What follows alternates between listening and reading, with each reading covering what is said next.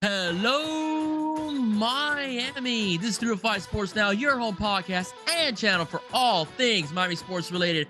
I am Will.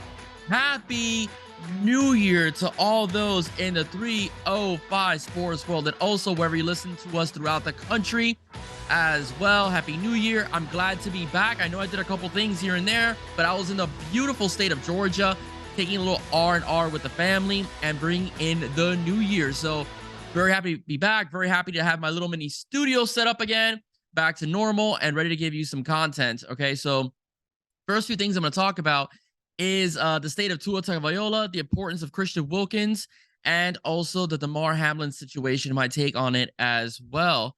All right, first things foremost, in regards to Tua, the Miami Dolphins once again, fall and lose their fifth straight game against the New England Patriots. It was a very close game. 23-21 this past Sunday. Unfortunately, the Miami Dolphins are in a situation where they're in a do or die, where they have to win against the New York Jets and the Patriots have to lose against the Buffalo Bills. Okay, so that's the situation the Miami Dolphins are in. What I really want to talk about is the situation of Tua.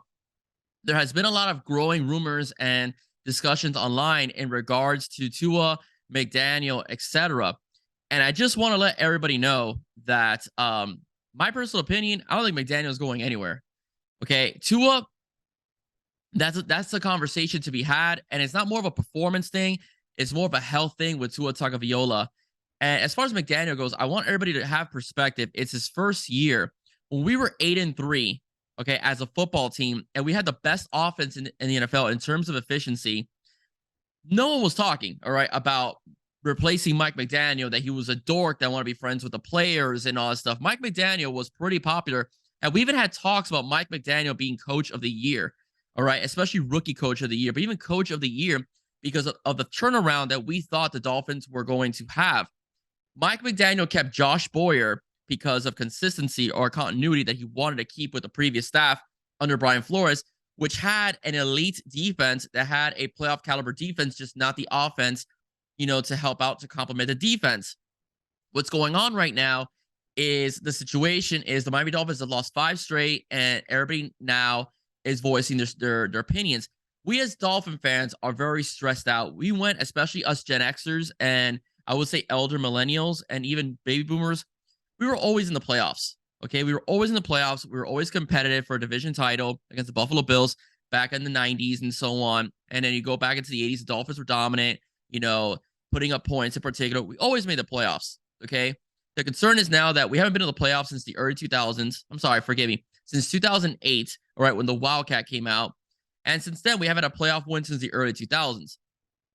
The bottom line is this team in particular had the best shot of breaking that drought. Now it looks like we're fighting for our lives. And the thing is in regards to Tua, for my thing, Tua is the type of quarterback I've mentioned in different podcasts. And listen, I felt that they should have drafted Herbert, but to me, that's already an irrelevant conversation because Herbert is not coming here, folks. All right, what I'm going to give you is probably a perspective what the Dolphins may need to take with Tua, all right, more realistic in the future, because the fact is, when Tua was healthy and his offense was rolling and teams hadn't yet figured out how to stop, the Dolphins basically murdering football teams in the middle of the field with Tyreek and Jalen Waddle, and the occasional pass to Craycraft and Sherfield, and when he appears, Mike Gesicki and whatnot, the Miami Dolphins were really unstoppable. They peaked towards the middle of the season with that 5-game win streak. I don't care who they played on the record. The offense was efficient, and the Miami Dolphins beat a very good Buffalo Bills team and a very stoutly strong defensive New England team as well. The Detroit Lions play better since the Dolphins have played them in particular. So nonetheless, you play who's on your record. Now, going into this, Dolphins left a lot of plays out in the field against the 49ers. I can admit to that. Tua, I don't think he totally lost that game, but the defense didn't help either.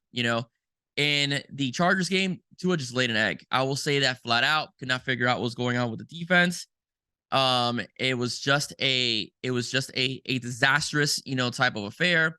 Then they go up against Buffalo. Tua did not lose that game. All right, Tua played a very solid game in cold weather.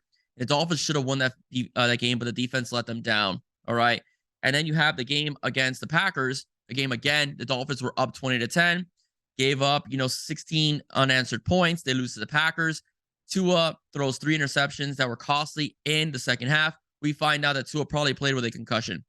Whether he showed no symptoms, signs, whatever the case may be, more than likely Tua might have had, actually did have a concussion as he was placed on protocol, and more than likely, is done for the year. He's not going to play this Sunday against the Jets, and he probably will play in the playoffs. So I will say that. But the bottom line is, though, it's been a very bizarre year. Okay, the Dolphins defense plays very well at home, but sucks on the road, with the exception of the Patriots game. Although they had a bend and not break in certain aspects of that game, the Miami Dolphins altogether did outgain the Patriots as a football team and had some sacks and some key moments that put the Patriots in a very difficult position. Matt Patricia is not an offensive coordinator whatsoever. My guess is Bill O'Brien will be gone, all right, sooner rather than later, and he will go to the Patriots. That's just a guess. That's a prediction. Not sure. Bill O'Brien being the OC over at Alabama. Okay. So what is this? The Dolphins, 2 costly turnovers, especially pick 6, and a missed field goal once again by Jason Sanders. That the kicker position is going to be something that the fans are going to have to address at the end of the season. Cost them the game. All right. So what up with Tua? Now, if Tua wasn't injury prone, if the Dolphins were going to keep him for next season, I would say go for it. Okay. My biggest concern about Tua is that he can't stay on the field. All right. 3 concussions this season. He's had a history of hip issues. He's had an ankle issue. He's had a broken finger. Okay. He has had a lot of injuries. So the front office is going to have to make a decision whether to bring in a veteran like an Aaron Rodgers, a Tom Brady, okay, to pretty much band-aid what's going on, because you cannot let Waddle's, Hill's, Mostert's talent go to waste, right? In particular, if you don't think Tua could last in the future. When Tua's healthy, he could be fantastic. All right. He could read. He's definitely, listen, let's be honest. All right. Let's be sincere and honest. When Tua's not playing, it's a major drop off on offense. It is noticeably obvious that there's a major drop off on offense. Okay. So I personally think that you might have to bring a veteran quarterback, like I said, a Brady. I've heard Baker Mayfield, hell to the no. I've heard Sam Darnold, are you insane? You might as well just keep Tua. All right. An injured Tua is better than a healthy Sam Darnold. Okay. I'm really sorry to say that. But the bottom line is McDaniel's not going anywhere. I can't say the same thing about Tua. But if you're going to do that, you need to bring in a veteran. Okay. And you can't do like you did with Chad Pennington. If you bring in a veteran like a Tom Brady or an Aaron Rodgers, you have to, in the future, draft their replacement. Whether they like it or not, you have to draft a replacement. You have to bring in a guy that is going to win you football games, because we cannot go through this again. Okay. So that's my take on that part. All right. When healthy, Tua's a beast. McDaniel was celebrated earlier this year. These 5 games, all right, you have to say, Josh Boyer, suspect as far as a play caller on defense, yes. But Josh Boyer's defense has been riddled with injuries this year. Basically, the whole secondary outside of X-Man, who's played hobbled a bit this year, has been wiped out. No Needham, no Jones as well. It's been wiped out. Okay. And you can't have, and the Miami Dolphin defense is built to have 2 lockdown corners. Okay. 2 lockdown corners and pretty much 0 blitz, and cause hell for the quarterback because they're extremely secure in the fact that those 2 guys at the cornerback position and that safety back there, Javon Holland, could take care of business. The Dolphins right now are not in a situation. So Josh Boyer has had to be creative on defense on several occasions. So his play calling has been suspect on many occasions. The defense, ranked 25th in the league right now, if I'm not mistaken, has been suspect. But they have had spots this season where they have been quite successful. That front 4 is beast. And that's why it leads me to Christian Wilkins. You got to find a way to sign that guy. That guy is a premier defensive tackle, and he has had a career year with over 90 tackles. He is a guy who has to be a priority. Whether you have to cap casualty somebody to sign him, you need that guy. You need that anchor on defense in the defensive line that eats up blockers for your linebackers and allows your defensive ends to eat. Guys like Jalen Phillips and stuff like that. So Christian Wilkins has got to be a priority this offseason. He is a very important piece, and he's gotten better every season as time goes on, and it's a shame the guy didn't make a Pro Bowl. All right. Christian Wilkins is definitely a priority. He needs to be signed. Okay. So we'll see what happens this Sunday as far as the Dolphins go. We'll see what happens with the whole Tua situation. I don't think Mike McDaniel should be fired. I think as far as the offense has come along, yeah, a couple of hiccups here and there, but it's a long season. You're gonna make mistakes. McDaniel has ran a well-oiled machine on offense, despite some situations, some questionable calls, in certain instances. But then again, he is a first-year head coach. You're gonna make those mistakes. But Mike McDaniel's not going anywhere. Can't say the same for Tua. But the priority right now, if you're gonna let go of Tua, bring in a veteran that could be a plug-and-play guy right away and get you in the playoffs for next season, and then find a way to draft the replacement. And a guy that's noticeably been durable throughout his college career, okay, and solid throughout his college career, okay? Damar Hamlin.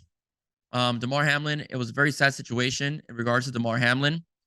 The Buffalo Bills defensive back who got hurt, Monday Night Football against the Cincinnati Bengals. It was nice to see, the league, a lot of teams, show their support, show their prayers in particular for what happened to him. What happened to him was a freak accident. It was a routine tackle.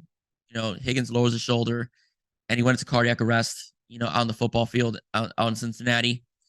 That is unfortunate. That is sad.